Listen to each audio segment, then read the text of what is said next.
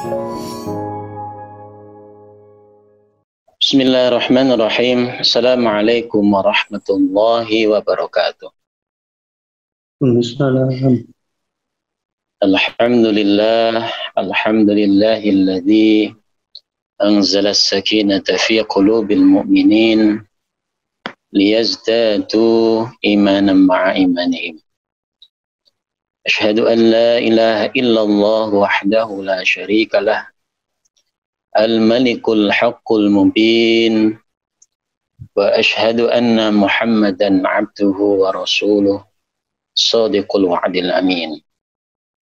Allahumma salli wa sallim wa barik ala sayyidina Muhammadin wa ala alihi wa sahbihi ajma'in, amma ba'd. Bapak Ibu dan adik-adik mahasiswa jamaah kuliah subuh Masjid Manarul Ilmi yang dirahmati Allah Subhanahu wa Ta'ala.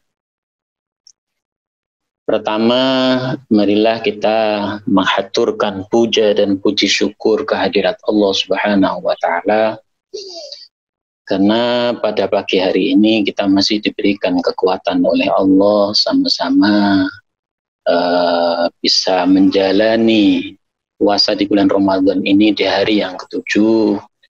Mudah-mudahan kita diberikan kekuatan oleh Allah, mampu menjalani bulan Ramadan ini hingga akhir, dan kita keluar di bulan Ramadan ini dalam keadaan orang-orang yang disebutkan oleh Allah dengan gelar muttaqin. Allahumma amin. Bapak Ibu sekalian, yang kedua, kita masih diberikan kesehatan oleh Allah Subhanahu wa Ta'ala.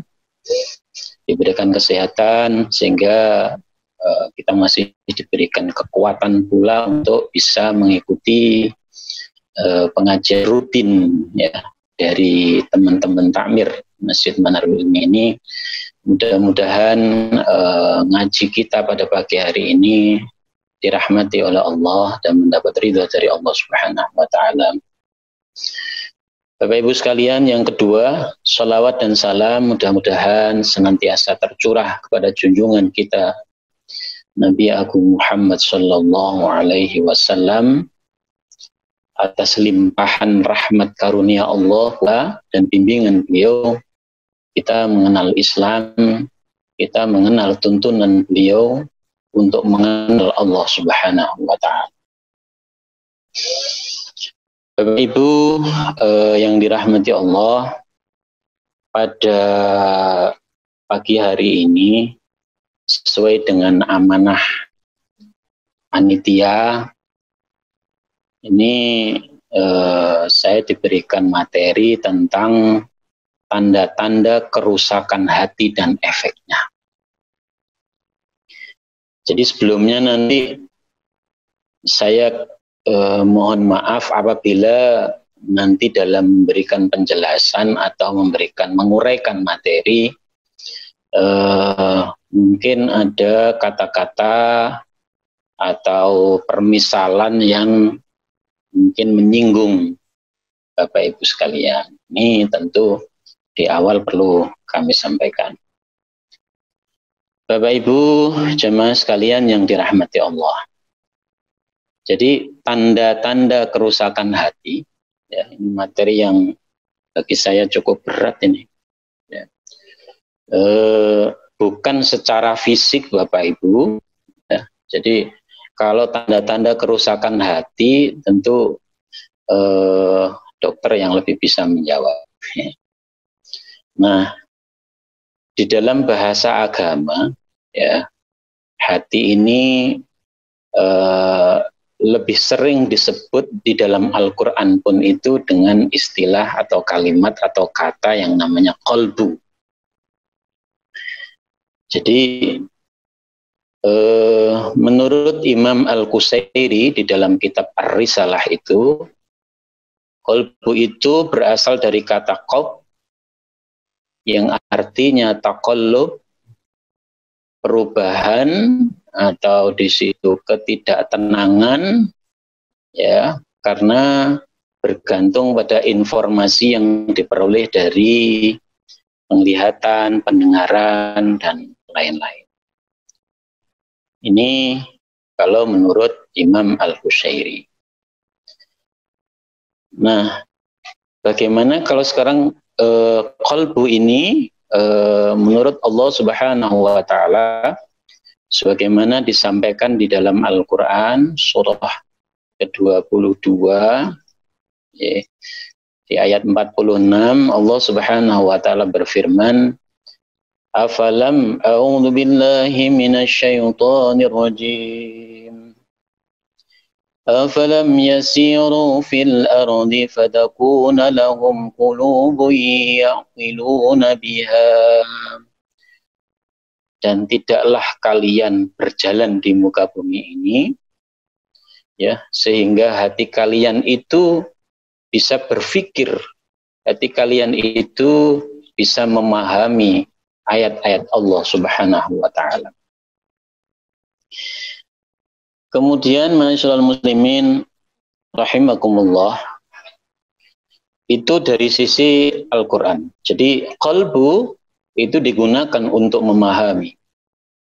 Nah, dari sisi yang lain Rasulullah Shallallahu alaihi wasallam pernah bersabda, "Innallaha la yanzuru ila ajsamikum wala ila suwarikum walakin yanzuru ila qulubikum." Sesungguhnya Allah itu tidak pernah melihat, tidak hanya melihat jasad kalian, suwarikum wala ila suwarikum, dan rupa kalian, walakin yanzuru ila qulubikum, tapi Allah melihat hati, melihat qalbu kalian.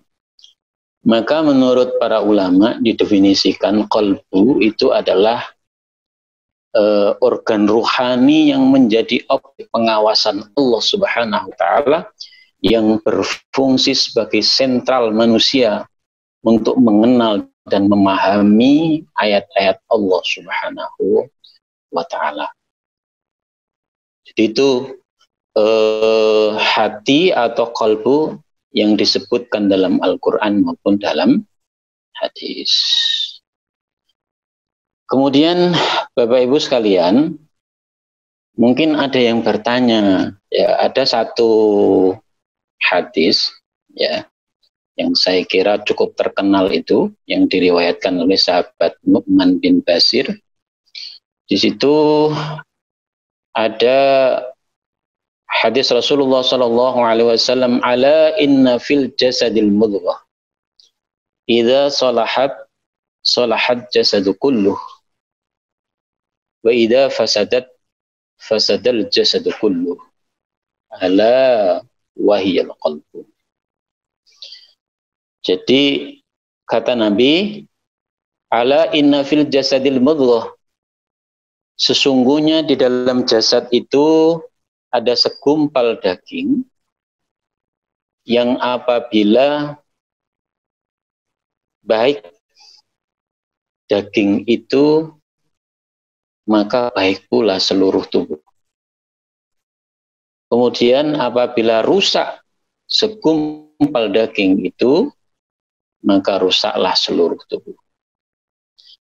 Ma'asyiral muslimin rahimakumullah, ala wahiyal qalbu, dan ketahuilah bahwa segumpal daging itu adalah hati.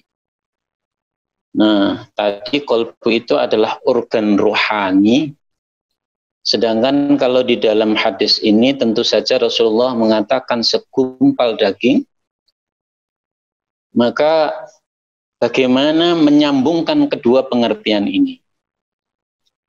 Nah, menurut Kiai Haji Mustafa Bisri, ketika beliau mengaji kitab Kimya was Sa'adah, beliau menjelaskan walaupun qalbu itu bukanlah makhluk yang syahadah ya, yang bisa disaksikan, tapi dia butuh sandaran fisik, di dalam organ manusia yang kemudian disebut dengan hati itu. Jadi ini untuk memberikan gambaran bahwa qalbu sebenarnya yang dimaksud di situ adalah bukan sebuah organ yang terlihat saja, tapi sebenarnya di situ adalah bagian dari rohani yang merupakan sentral pengawasan Allah Subhanahu wa taala. Masyaallah muslimin, ada sebuah anekdot yang sederhana bahwa kerusakan fisik itu tidak menyebabkan kita dihukum oleh Allah Subhanahu wa taala. Jadi nanti di akhirat tidak ada orang yang dimasukkan ke dalam neraka itu karena sifat fisik, cacat fisik atau sakit fisik, itu tidak ada. Tapi justru nanti ada orang yang dihukum oleh Allah Subhanahu wa taala itu karena kejelekan atau keburukan hatinya. Masyaallah muslimin, jamaah sekalian rahimakumullah. Nah, sekarang saya ingin membahas sedikit mengenai urgensi qalbu itu di dalam Al-Quran. Saya mencoba untuk searching, ya. Kemudian menggunakan software itu. Di dalam Al-Quran, kata qalbu itu disebut oleh Allah Subhanahu wa taala sebanyak 109 kali. Masyaallah muslimin rahimakumullah. Ada 109 kali kata qalbu ini disebut oleh Allah Subhanahu wa taala di dalam Al-Quran, yang mana 13 kali dalam bentuk mufrad atau tunggal, qalb, dan 96 kali dalam bentuk jamak atau qulub. Jadi ini menandakan bahwa sesuatu yang diulang-ulang oleh Allah Subhanahu wa taala di dalam Al-Qur'an itu menunjukkan sesuatu yang sangat penting. Menunjukkan sesuatu yang sangat penting. Nah, ini kalau kita bandingkan kata sholat di dalam Al-Qur'an itu Allah menyebut sebanyak 50 kali. Sedangkan kata qalb itu Allah menyebutkan sebanyak 109 kali. Mungkin nanti Bapak Ibu para kiai itu bisa membantu saya apabila ada koreksi yang salah. Bapak Ibu hadirin rahimakumullah, bahkan umrah itu disebut oleh Allah 2 kali di dalam Al-Qur'anul Karim. Sehingga ketika kata-kata itu sering disebut oleh Allah Subhanahu wa taala menunjukkan betapa besar urgensi dan perlu kita pelajari yang namanya qalbu itu, supaya kita tahu bagaimana cara menjadikan qalbu itu menjadi qalbu yang salim atau qalbun salim, yang selamat, sebagaimana dikisahkan dan dianjurkan oleh Allah Subhanahu wa taala untuk ada di dalam diri kita. Jadi ini urgensi mengenai kata qalbu itu di dalam Al-Qur'an Karim. Nah, ini menunjukkan bahwa betapa dahsyatnya hati ini membentuk amalan manusia di hadapan Allah Subhanahu wa taala. Masyaallah muslimin rahimakumullah, dulu ini pengalaman. Dulu waktu saya kuliah itu ada satu kata-kata yang saya pegang, ya. Ketika seorang dosen itu mengajarkan sebuah ilmu atau mata kuliah. Jadi kalau dosen itu sering mengulang kata-kata itu ketika dia mengajar, ketika beliau itu mengajar, maka tentu kata-kata itu yang menjadi clue nanti akan keluar di ujian. Jadi, dan itu betul. Jadi ketika dosen kita mengajar sering mengungkapkan kata-kata itu, insya Allah topik itulah yang nanti akan keluar pada saat ujian. Jadi ini tolong adik-adik mahasiswa diperhatikan ya. Masyaallah muslimin rahimakumullah. Itu sepintas mengenai qalbu, mengenai hati. Nah, sekarang sebelum kita berbicara jauh mengenai tanda-tanda itu, saya ingin menukil apa yang disampaikan oleh seorang ulama pada generasi tabi'in, ya, yang namanya Hasan Al-Basri. Nah, di sini Ibnu Hajar Al-Asqalani di dalam kitab Munabihat ala Istidadi lil Yaumil Mi'ad, beliau menukil penjelasan dari Hasan Al-Basri itu. Menurut beliau, Bapak Ibu sekalian, ada 6 sebab yang menjadikan rusaknya qalbu itu. Jadi ada 6 perkara yang menjadi sarana kerusakan pada qalbu itu. Yang pertama, kata beliau, yudnibuna bi raja'it taubah. Jadi seringnya kita berbuat dosa dengan harapan mengandalkan taubat yang diberikan oleh Allah Subhanahu wa ta'ala. Jadi kadang-kadang kita sering berbuat dosa kecil, ya, sering berbuat dosa itu dengan harapan nanti di belakang hari kita masih bisa bertaubat kepada Allah. Karena Allah, innallaha ghafurur rahim. Sungguhnya Allah itu Maha Pengampun. Nah, dengan niat seperti itu, maka menjadikan kita begitu ringan saja untuk melakukan perbuatan dosa. Karena kita sudah punya pemikiran bahwa nanti kita akan diampuni oleh Allah Subhanahu wa ta'ala. Nah, ini yang tidak boleh. Sehingga kadang-kadang ada perbuatan dosa itu yang dilakukan secara terus-menerus, dan dosa itu dosa yang sama, ma'asyiral muslimin rahimakumullah. Padahal seharusnya ketika kita bertaubat terhadap sebuah dosa itu, kita harus berjanji dalam diri kita di hadapan Allah Subhanahu wa ta'ala, kita tidak akan mengulangi perbuatan dosa itu di masa yang akan datang. Nah, yudnibuna bi raja'it taubah, berbuat dosa dengan hanya mengandalkan nanti kita bisa bertaubat kepada Allah Subhanahu wa ta'ala, ini menurut Hasan Al-Basri menjadi poin penting yang berkontribusi untuk merusak qalbu kita. Ma'asyiral muslimin rahimakumullah. Kemudian yang kedua, kata Hasan Al-Basri, wa yata'allamuna al-ilma wa la ya'malun.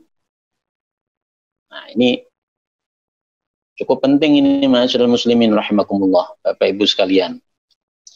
Wa yata'allamuna al-ilma wa la ya'malun, mereka menuntut ilmu tapi ilmu itu dengan sengaja tidak diamalkan olehnya. Ma'asyiral muslimin rahimakumullah, betapa pentingnya ilmu ini sampai-sampai Imam Syafi'i mengatakan, man arada dunya fa'alaihi bi'ilmi wa man arada al-akhirah fa'alaihi bi'ilmi wa man aradahuma fa'alaihi bi'ilmi. Apabila kalian ingin mendapatkan kesuksesan di dunia, maka dengan ilmulah sarananya. Jika kalian ingin mendapatkan kesuksesan di akhirat, pun dengan ilmu sarananya. Dan apabila kita ingin mendapatkan kesuksesan dunia dan akhirat, maka dengan ilmu pula lah sarananya. Oleh karena itu, ma'asyiral muslimin, menuntut ilmu penting dan mengamalkannya itu menjadi sangat penting. Karena satu amalan yang tidak didasari dengan ilmu pun tidak akan sampai kepada Allah Subhanahu wa ta'ala. Dulu ada satu cerita ini. Dulu di kampung ada guru ngaji yang menceritakan ada seseorang yang melaksanakan ibadah haji. Nah, dia kebetulan tidak bisa banyak dan tidak punya cukup ilmu. Ya, satu-satunya doa yang dia ingat dan kuasai itu satu, yaitu Rabbana atina fid dunya hasanah wa fil akhirati hasanah wa qina adzabannar. Nah, dia memiliki dua istri. Kemudian pada saat dia melakukan tawaf, ya karena dia tidak memiliki bacaan lain yang dia hafal kecuali bacaan itu. Maka putaran yang pertama dia membaca Rabbana atina fid dunya hasanah wa fil akhirati hasanah wa qina adzabannar. Putaran yang kedua begitu, Rabbana atina fid dunya hasanah. Sampai putaran yang keempat, istri yang tuanya jawil sama suaminya. Dia marah sama suaminya, mentang-mentang istrimu jadi sebut terus. Istri tua tidak disebut, katanya. Karena istri tuanya namanya Khadijah. Karena dia juga tidak paham apa yang dia baca, begitu putaran yang kedua, dia berdoa dengan doa yang lain. Jadi doanya menjadi Rabbana atina fid dunya hasanah wa fil akhirati Khadijah. Nah, ini orang yang beramal, berilmu, tapi orang yang beribadah atau beramal tidak dilandasi dengan ilmu, sehingga doa saja bisa diganti dengan mudah.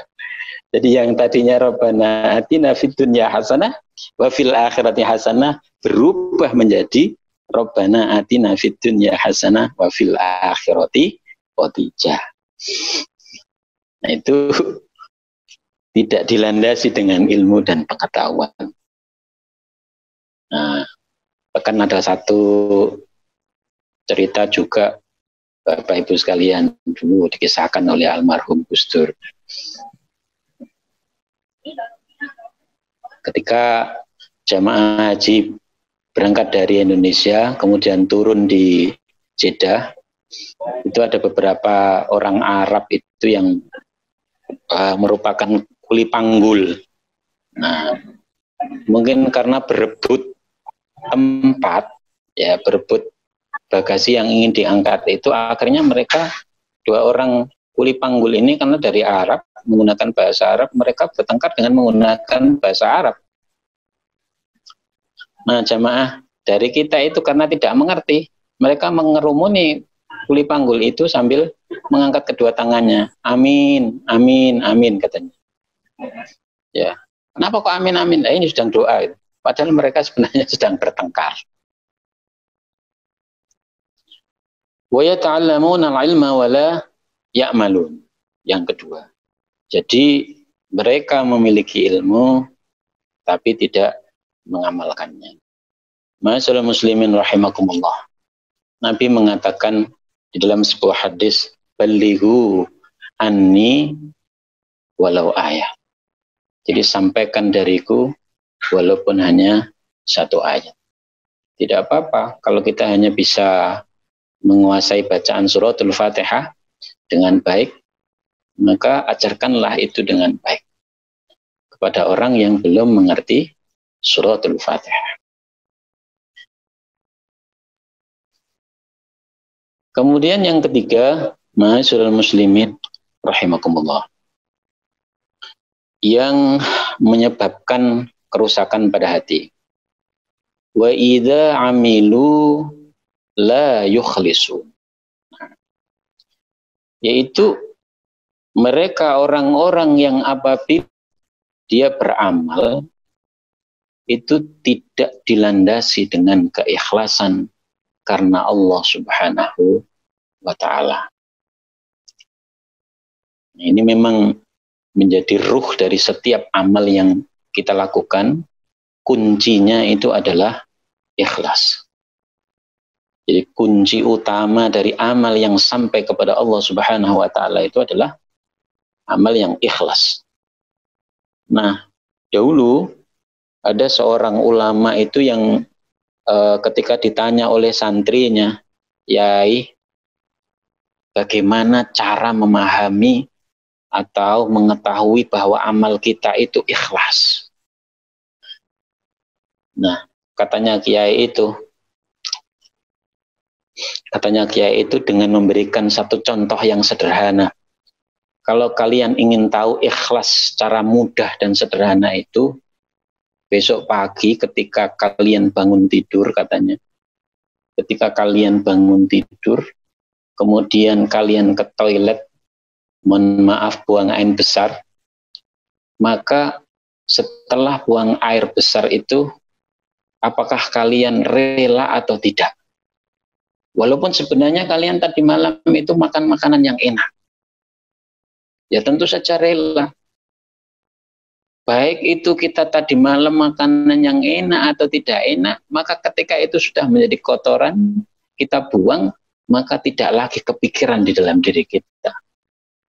Tidak lantas kemudian ketika itu sudah keluar, kemudian kita tengokin. Oh, ini jangan-jangan sate yang keluar. Tidak. Jadi dengan bahasa yang sederhana itu, kalau kita ingin mendapatkan, mengetahui bagaimana rasanya keikhlasan itu, begitulah contohnya. Sekarang jarang sekali kita bisa, atau kita sendiri sulit sekali, mungkin khususnya saya itu, menempatkan setiap amalan itu betul-betul ikhlas karena Allah Subhanahu wa Ta'ala. Bahkan pernah Ma'asyiral muslimin, suatu ketika ada seorang penceramah,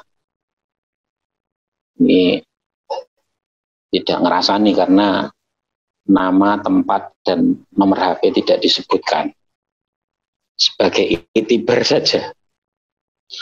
Nah, ini pernah satu ketika seorang penceramah kemudian selesai berceramah, kemudian pamitan, diberikan saku oleh panitia, kemudian pulang. Tidak berapa lama itu, si dai ini menelpon panitia lagi, sambil marah-marah. Kemudian dia protes kepada panitia, bagaimana ini? Kok bisa saya diberikan amplop kosong? Nah, setelah dicek oleh panitia, betul, ternyata di sakunya panitia itu ada 2 amplop. Yang pertama itu berisi amplop uang yang nanti disiapkan untuk bisyarahnya si dai ini. Kemudian satu amplop lagi itu berisi kertas susunan acara. Lah, karena mungkin lupa si panitia ini menaruh amplopnya itu tadi, sehingga ketika dia memberikan ini, keliru, yang diberikan bukan amplop yang berisi uang, tapi amplop yang berisi kertas susunan acara itu tadi. Itu muaranya bukan main. Itu adalah kesalahan yang tidak disengaja. Ma'asyiral muslimin rahimakumullah. Jadi ikhlas. Wa idza amilu la yukhlisun, dan apabila kalian beramal itu tidak dilandasi dengan keikhlasan.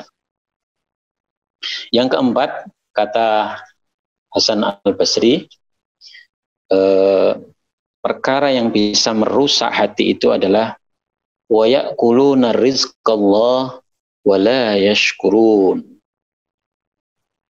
Mereka memakan rizki dari Allah tapi tidak bersyukur kepada Allah Subhanahu wa Ta'ala. Ma'asyiral muslimin rahimakumullah, Allah sendiri menyampaikan di dalam Al-Quran, wa in ta'udu ni'matallahi la tuhsuha. Dan jikalau kalian ingin menghitung nikmat Allah, maka pasti kalian tidak akan pernah mampu untuk menghitungnya. Dan di sini wa ya'kuluna rizqa, dan pasti kita semua ini menikmati dan merasakan rezeki dari Allah Subhanahu wa Ta'ala, tapi kita jarang bersyukur kepada Allah Subhanahu wa Ta'ala. Ini tentu banyak di antara kita, khususnya ketika kita mendapatkan nikmat karunia dari Allah Subhanahu wa taala, lupa untuk mengucapkan alhamdulillah.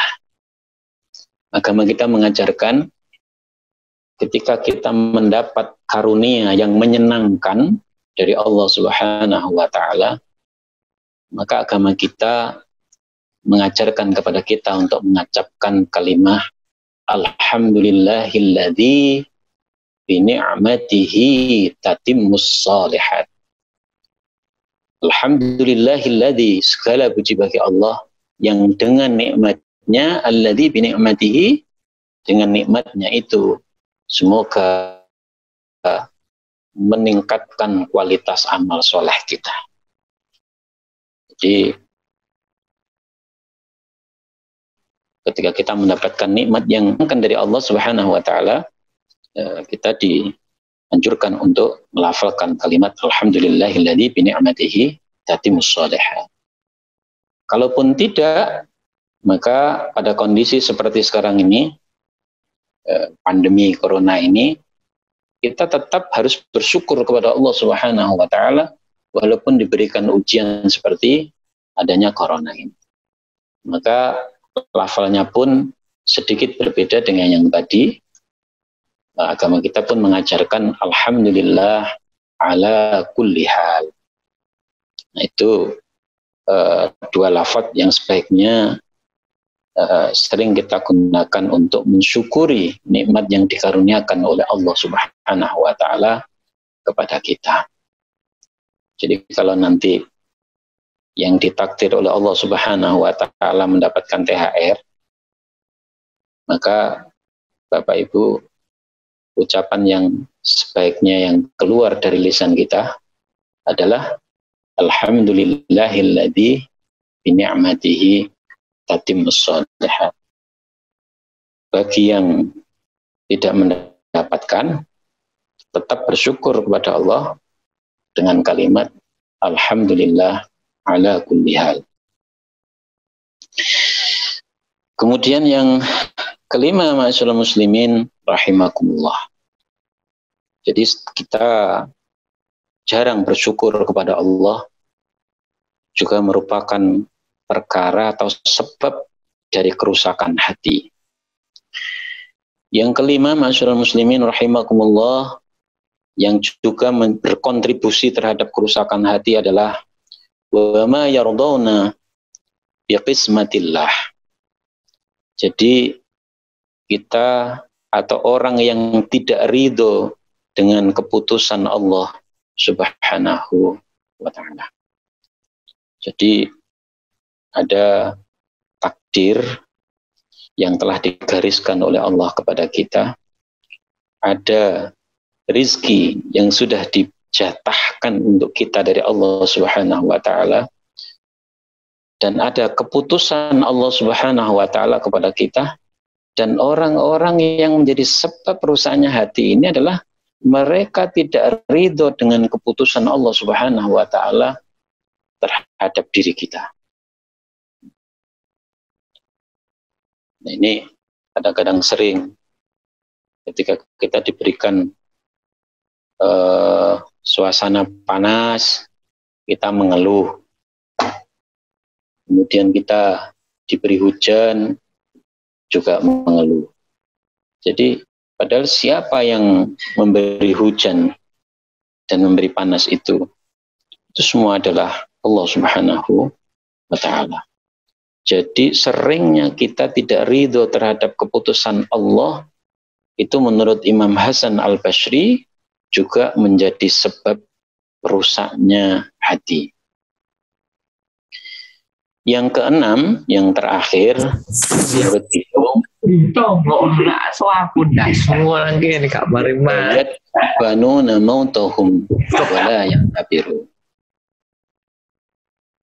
wayadfanuna mautahum wala ya'tabirun. Engkau ikut menguburkan jenazah, engkau ikut menyolati jenazah, engkau ikut mengantarkan jenazah, tapi tidak bisa mengambil ibroh dari adanya peristiwa kematian itu.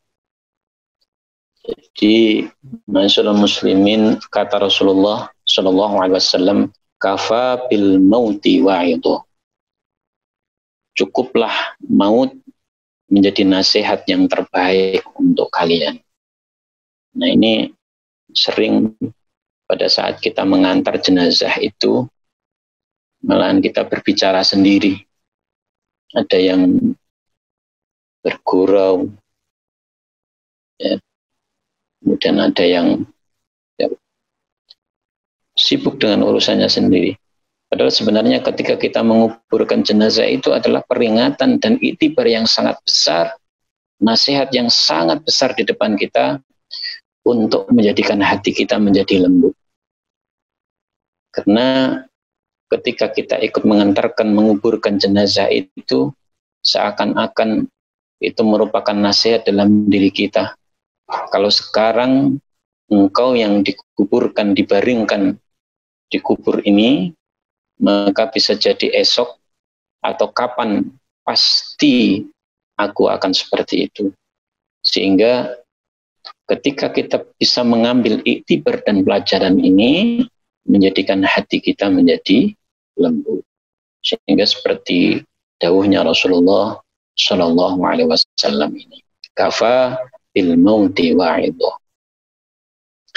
Ma'asyiral muslimin rahimakumullah. Nah, kalau betul-betul ini terjadi dan secara terus-menerus, maka Imam Al-Ghazali menyampaikan dalam sebuah bukunya itu, jadi betul-betul akan menjadikan hati kita menjadi rusak. Betul-betul akan menjadikan hati kita menjadi rusak, dan dampaknya adalah yang pertama, orang-orang yang hatinya rusak itu adalah mereka sulit menerima nasihat dan kebenaran. Mereka akan sulit menerima nasihat dan kebenaran dari manapun, karena sesungguhnya di dalam hatinya itu akan dipenuhi dengan sifat-sifat hasud, riya, dan takabur. Itu dampak yang pertama. Dampak yang kedua, kata Imam Al-Ghazali, adalah tertolaknya atau tidak sampainya doa orang itu kepada Allah Subhanahu wa Ta'ala ketika hatinya ini rusak atau hatinya itu mati. Karena sesungguhnya ada 3 qalbun yang didefinisikan oleh beliau. Yang pertama, qalbun salim, hati yang selamat. Qalbun marid, hati yang sakit. Dan qalbun mayit, hati yang mati. Nah, kalau sampai pada kesimpulan qalbun mayit, maka dampak terbesarnya adalah yang pertama tadi, hati kita akan sulit menerima cahaya hidayah dari Allah Subhanahu wa Ta'ala melalui orang-orang soleh yang memberikan nasihat kebaikan kepada kita. Kemudian yang kedua, tidak sampainya doa kepada Allah Subhanahu wa Ta'ala karena hati yang rusak tidak akan sanggup memantulkan doa itu kepada Allah Subhanahu wa Ta'ala. Ma'asyiral muslimin rahimakumullah. Saya kira itu yang bisa saya sampaikan, sedikit yang bisa saya sampaikan pada kesempatan ini. Barangkali ada Bapak Ibu, para alim yang ingin membantu, menambahkan atau mengoreksi dari apa yang saya sampaikan. Mudah-mudahan ini membawa manfaat, memberi manfaat khususnya kepada diri saya dan juga umumnya kepada para jamaah sekalian yang dirahmati Allah Subhanahu wa Ta'ala. Saya kira begitu Pak Safawi yang bisa saya sampaikan pada kesempatan ini. Terima kasih.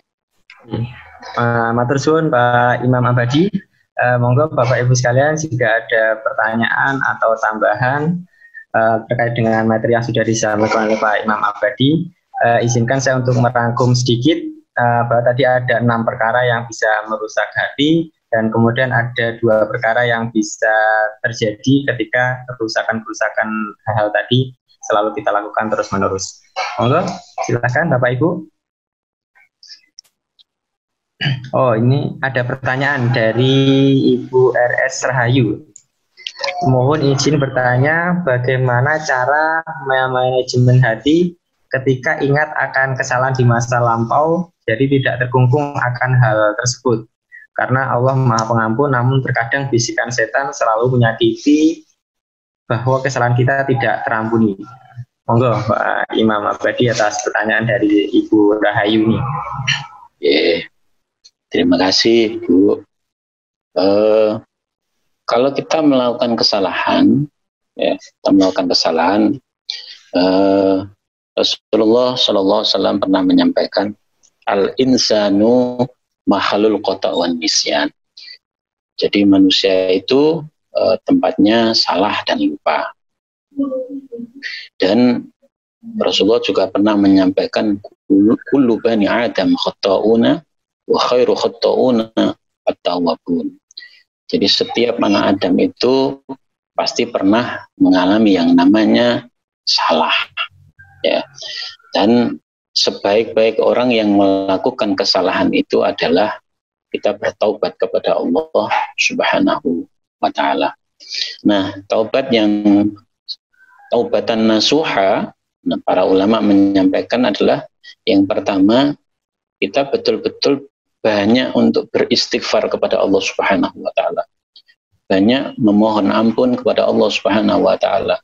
Bahkan di dalam sebuah hadis Rasulullah SAW sendiri yang sudah disebutkan oleh Allah itu maksum, ya, itu beliau tidak kurang 100 kali memohon ampun kepada Allah Subhanahu wa taala. Di dalam riwayat lain 70 kali beliau setiap hari beristighfar, memohon ampun kepada Allah Subhanahu wa taala. Yang kedua, kita menjalankan sholat taubat, ya, sholat taubat, sholat sunnah taubat sebagai bukti kita bertaubat kepada Allah Subhanahu wa taala. Kemudian yang ketiga, kita berjanji kepada Allah untuk tidak mengulangi kesalahan yang sama di masa lalu. Insya Allah itu ketika kita melakukan seperti itu, insya Allah taubat kita insya Allah akan diterima oleh Allah Subhanahu wa taala. Saya kira begitu Pak Syafawi. Mungkin nanti Bapak Ibu para kiai itu bisa membantu menambahkan. Matur suwun Pak Imam. Berikutnya dari Prof. Agus Rubianto. Monggo Prof. Agus. Alhamdulillah. Assalamualaikum warahmatullahi wabarakatuh. Waalaikumsalam. Menarik sekali ini kajian pagi ini. Memang kita berharap bahwa hati kita ini terus bersinar gitu ya, sehingga kita ini bisa menerima nasihat dan kebenaran dari manapun, baik itu dari yang muda maupun dari bapak dan ibu yang berpengalaman. Nah, mohon sharing pengalaman ya. Bagaimana termasuk amalan-amalan kita ini agar kolbu kita ini selalu bersinar. Kemudian selain itu bahwa agar ilmu yang kita pelajari ini menjadi barokah, sehingga bisa menjadi kemaslahatan bagi yang lainnya. Demikian Pak Imam, matur nuwun. Bagus. Terus langsung Pak Sapawi. Monggo silakan. Ini pertanyaan yang berat juga ini. Yang pertama tadi pertanyaannya supaya hati kita itu tetap bersih. Nah, begini Prof, mungkin nanti Bapak Ibu bisa membantu untuk menambahkan. Di dalam Islam, Rasulullah SAW itu pernah menyampaikan bahwa hati itu seperti kaca. Jadi setiap kita melakukan keburukan atau perbuatan dosa, maka seperti satu noda di dalam kaca itu. Semakin banyak kita melakukan perbuatan dosa itu, maka semakin banyak noda yang akan menutupi kaca itu, sehingga kaca itu akan tidak bisa memantulkan cahaya dari Allah Subhanahu wa taala atau hidayah yang nanti akan sampai kepada qalbu kita itu. Jadi semakin semakin banyak kita melakukan kesalahan, melakukan perbuatan dosa, maka hati atau qalbu yang diibaratkan seperti kaca itu akan menutup, sehingga nur, cahaya yang datang ke dalam qalbu kita itu tidak bisa memantulkan ke dalam diri kita, sehingga tidak sampai itu. Begitu. Nah, bagaimana caranya untuk menghapus itu? Ya tadi, dengan banyak memohon ampun dan beristighfar kepada Allah Subhanahu wa taala. Wa atbi'is sayyi'atal hasanata tamhuha, kata Allah tuh. Ya, di dalam hadisnya itu. Dan perbuatan baik yang kita lakukan, ya, itu akan bisa menghapus pelan-pelan perbuatan dosa yang kita lakukan. Jadi setelah kita melakukan kesalahan, kemungkaran, maka iringi itu dengan perbuatan yang baik. Banyak bersedekah, kemudian banyak beramal soleh, kemudian kita banyak melakukan sholat sunnah, ya. Nah, itu landasannya. Itu. Saya kira mungkin seperti itu. Kalau tadi kaitannya supaya hati kita tetap bersih, ya itu dengan cara watbi'is sayyi'atal hasanata tamhuha. Jadi iringi setiap perbuatan jelekmu itu dengan perbuatan baik, karena perbuatan baik akan menghapus dosa-dosa. Insya Allah yang tadi noda-noda di dalam kaca tadi, pengibaratan qalbu itu lama-kelamaan akan hilang dan bersih kembali, siap untuk menerima cahaya hidayah dari Allah Subhanahu wa taala. Itu yang pertama, ya. Yang kedua, supaya ilmu barokah. Nah, ini sebenarnya tadi sudah disinggung sedikit Prof. Agus, ya, bahwa supaya ilmu barokah itu landasan utamanya itu adalah dilandasi dengan keikhlasan kita kepada Allah Subhanahu wa taala. Saya teringat Al-Imam Asy-Syafi'i itu, beliau itu mengajar di satu madrasah yang digaji oleh pemerintah saat itu, oleh khalifah. Nah, selama hidupnya beliau itu tidak pernah mengambil sesen pun gaji yang diberikan oleh negara itu sampai beliau wafat. Kemudian dikumpulkanlah gaji-gaji itu oleh sang khalifah itu, kemudian diberikan kepada ahli warisnya. Ya. Jadi Imam Syafi'i itu untuk menjaga betul-betul ilmu yang diberikan kepada santri-santrinya itu tidak tercampur dengan niat yang lain. Beliau tidak pernah mengambil gaji dari pemerintah yang diberikan kepada beliau sampai akhir hayatnya. Kemudian dikumpulkan oleh khalifah itu dan diberikan kepada ahli warisnya, dan oleh ahli warisnya itu diberikan rumah, dan rumah itu juga digunakan untuk tempat tinggal dan mengaji para santrinya. Begitu. Dan ada satu contoh kasus lagi yang ada di kita di Indonesia ini. Ada seorang ulama di kampung itu, ya, bagus, seorang kiai kampung itu yang muridnya cukup banyak. Ketika murid-muridnya ini belanja di pasar, sang kiai selalu berpesan, kamu kalau ke pasar nggak usah pakai macak santri, biasa saja berangkat ke pasar. Dan kalau nanti ditanya oleh penjual yang di pasar itu, jangan pernah mengatakan yang menyuruh saya. Jangan pernah mengatakan yang menyuruh saya. Kenapa? Karena kalau nanti yang menyuruh itu kiainya, dia akan mendapatkan harga yang murah dari pedagang itu. atau mendapat diskon atau bahkan digratiskan belanja sayurnya itu. Nah itu ulama-ulama dulu itu betul-betul menjaga orisinilitas dari niatnya itu semata-mata karena Allah Subhanahu wa taala, sehingga ilmu yang diberikan itu betul-betul barokah. Itu Prof. Agus ya. Mudah-mudahan bisa menjawab. Iya Pak. Iya, tersun. Belum ada lagi ya. Berarti ada yang saya ambil dari chat ini. Dari Mas Ilmin Syarif Hidayatullah atau Pak Ilmin Syarif Hidayatullah, bagaimana mengobati hati yang sudah menjadi golongan hati mayit tadi ya, qalbun mayyitun. Kadang kita merasa tidak mau menerima nasihat orang lain karena menganggap apa yang kita lakukan sudah benar, padahal dilihat orang lain belum tentu benar. Monggo.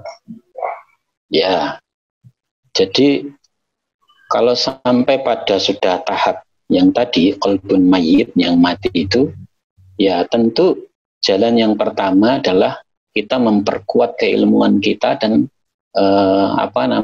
semakin banyak kita berusaha untuk mendekatkan diri kepada Allah Subhanahu wa taala. Karena memang begini, orang yang sakit secara fisik itu orang yang sakit itu yang lebih tahu. Sedangkan orang yang sakit dari sisi qalbun itu biasanya orang lain yang lebih tahu. Jadi kalau misalnya kita punya bisul di pundak, tiba-tiba teman kita datang kemudian nablek punggung kita, pasti kita bingsatan, kesakitan, karena mereka nggak tahu bahwa kita itu punya sakit bisul di pundak kita, tahu-tahu dia nablek saja. Kita yang paling tahu kalau sakit fisik. Sedangkan kalau yang qalbun ini, ya, yang penyakit hati ini, biasanya orang lain yang lebih tahu, orang lain yang bisa merasakan. Kadang-kadang kita itu tanpa terasa setiap kata-kata kadang-kadang itu menyakiti orang lain. Tanpa kita sadari, kita itu telah takabur dan menyombongkan diri. Nah itu biasanya orang lain lah yang paling tahu. Sehingga ketika ada orang yang menasihati kita atau ada orang yang mengatakan walaupun itu terasa sakit, mungkin itu bisa menjadi bahan renungan buat kita, bahwa bisa jadi apa yang dikatakan oleh orang itu betul, karena kita sendiri tidak menyadari. Kok saya dengar ente ini setiap kata-kata, setiap ngomong, setiap kalimat itu kok kelihatan sombong ya. Nah, mungkin kita tidak perlu marah. Bisa jadi orang yang mengatakan itu betul adanya, yang kita tidak sadar karena kita nggak tahu bahwa sesungguhnya hati kita itu adalah hati yang sakit itu. Jadi cara yang terbaik adalah tadi itu.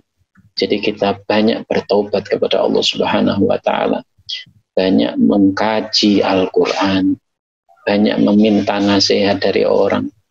Ya, selama kita masih bisa menerima nasihat kebaikan dari orang lain, walaupun itu nasihatnya diulang-ulang. Kadang-kadang ada orang yang melihat atau mendengar pengajian sekali saja sudah bosan, ya 2 kali sudah ngamuk. Ya. Nah ini harapannya kita tidak seperti itu. Harapannya adalah kita banyak dekat dengan orang-orang soleh, ya, seperti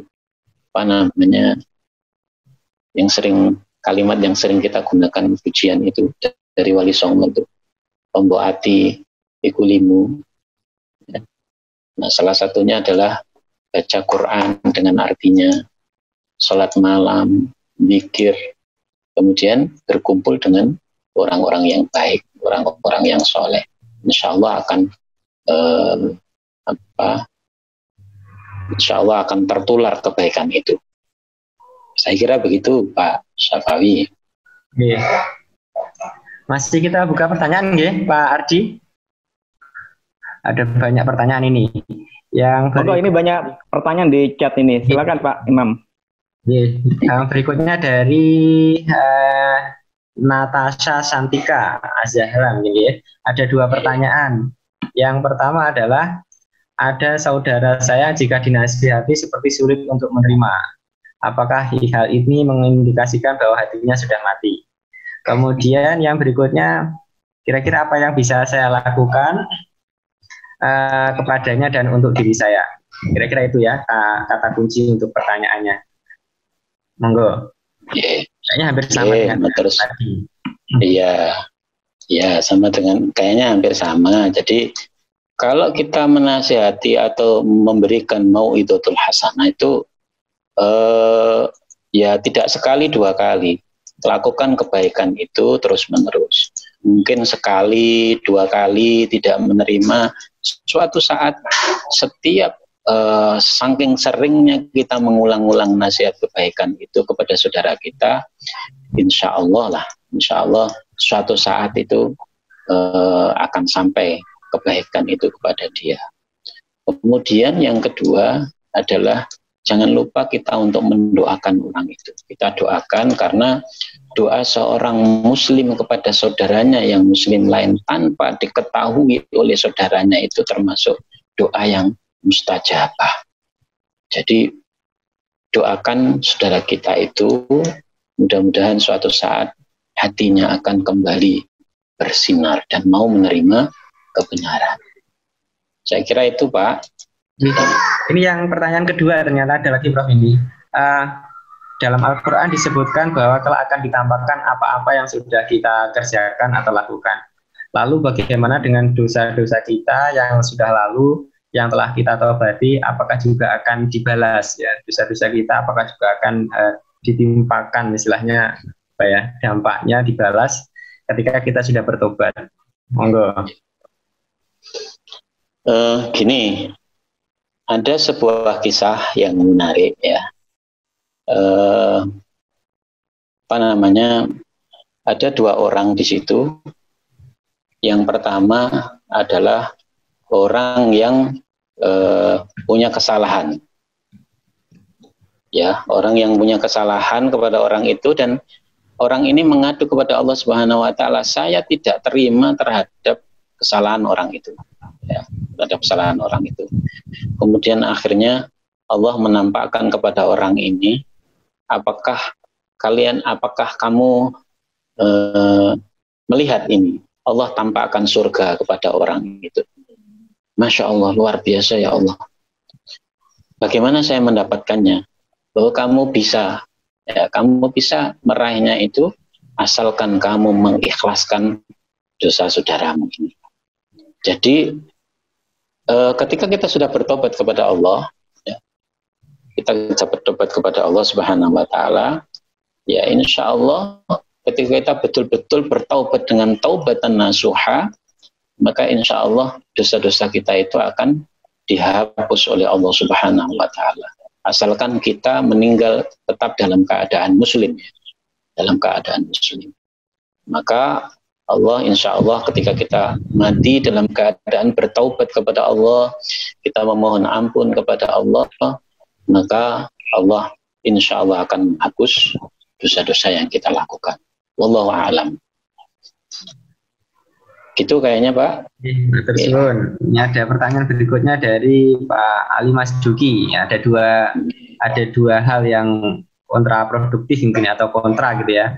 Orang sekarang memberi nasihat tertawa itu sehat. Padahal para kiai zaman dulu menasihati tertawa itu sebagai salah satu kegiatan yang bisa mematikan hati. Kira-kira bagaimana menanggapi itu? Mana yang harus diikuti? Iya betul. Mungkin tertawa yang berlebihan mungkin ya yang dimaksud. Ketika tertawa itu berlebihan dan diniatkan betul-betul untuk melalaikan dari Allah Subhanahu wa taala, itu yang dilarang. Ya. Tapi kalau tertawa yang sifatnya untuk sekedar menghibur supaya tidak ngantuk misalnya. Ketika kita mengajar gitu, jam-jam ngantuk itu jam-jam setelah makan siang kita ngajar. Nah, barangkali semenit 2 menit di sela-sela kita mengajar, kita memberikan jog-jog ringan yang menyebabkan murid-murid kita, mahasiswa kita bisa kembali segar dan siap untuk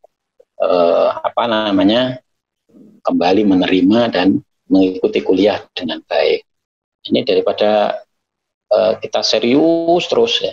Ini mahasiswanya ngantuk ini. Ya, selama itu tidak berlebihan dan tidak diniatkan untuk melucu ya. Tapi memang untuk selingan insya Allah saya kira tidak masalah. Ya, kadang-kadang Rasul juga pernah membuat itu tadi ya, selingan gitu. Karena suatu saat itu ada seseorang yang datang kepada Rasulullah, kemudian Rasul mengatakan, kamu tadi ke sini naik anak unta ya? Oh tidak ya Rasulullah, saya pakai unta saya. Enggak, kamu pakai anak unta kata Rasulullah. Enggak ya Rasulullah, itu saya pakai unta itu di depan itu lah. Apa unta itu tidak berasal mulanya itu dari anak unta. Jadi jog-jog seperti itu yang tidak berlebihan gitu dan tidak mengandung unsur kebohongan. Saya kira tidak masalah. Tapi kalau memaksakan tertawa secara berlebihan dengan mengeksplor sesuatu yang kadang-kala harus sampai berbohong, bahkan membuat ilustrasi-ilustrasi yang menyakiti orang, menghina, merendahkan, lah itu tentu sangat dilarang di dalam agama. Saya kira gitu, Pak.